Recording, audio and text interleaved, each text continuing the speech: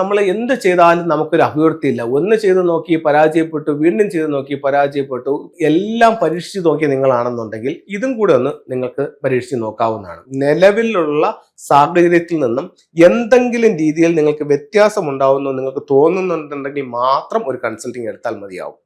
ആദ്യം വീടും പരിസരവും പൂർണ്ണമായി ഒന്ന് വൃത്തിയാക്കുക. അപ്പൊ നിങ്ങളുടെ വീട്ടിന്റെ ഓരോ ഫർണിച്ചർ കിടക്കുന്ന സ്ഥലങ്ങൾ പോലും അങ്ങോട്ടും ഇങ്ങോട്ടും ഒന്ന് മാറ്റി അതിന്റെ അടിയിലുള്ള വേസ്റ്റുകളും ചപ്പുകളും ചവറുകളും എല്ലാം വാരി മാറ്റി വീട് പൂർണ്ണമായി വൃത്തിയാക്കുക. ആവശ്യമില്ലാത്ത സകല സാധനങ്ങളും വാരി പുറത്ത് കളയുക. വീടിന്റെ അഹവും പുറവും പൂർണ്ണമായി വൃത്തിയാക്കുക.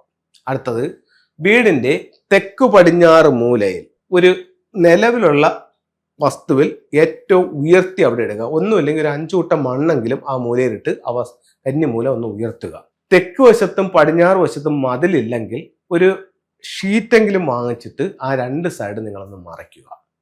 അപ്പം കന്നിമൂല ഒന്ന് ഉയർത്തുക, തെക്കും പടിഞ്ഞാറും നിങ്ങളൊന്ന് മറയ്ക്കുക. വീട് മൊത്തവും വൃത്തിയാക്കുക. വീടിന് പുറത്ത് വടക്ക് പടിഞ്ഞാറ് മൂലയിൽ ഒരു 6 റോഡ് വിൻചയം, അധികം പൈസയൊന്നും ആവൂല, ഒരു 6 റോഡ് വിൻചയം വാങ്ങിച്ചൊന്ന് ഹാങ് ചെയ്യുക. നിങ്ങളുടെ വസ്തുവിന്റെ വടക്ക് കിഴക്ക് ഭാഗം പൂർണ്ണമായും വൃത്തിയാക്കുക. നിങ്ങൾക്ക് ആ ഭാഗത്ത് ഒരു കിണറുണ്ടെങ്കിൽ ഏറ്റവും നല്ലത്. അത് കഴിഞ്ഞിട്ട് വസ്തുവിന്റെ തെക്ക് കിഴക്ക് ഭാഗത്ത് നിങ്ങൾ എല്ലാ ദിവസവും ഒന്ന് തീയിടുക.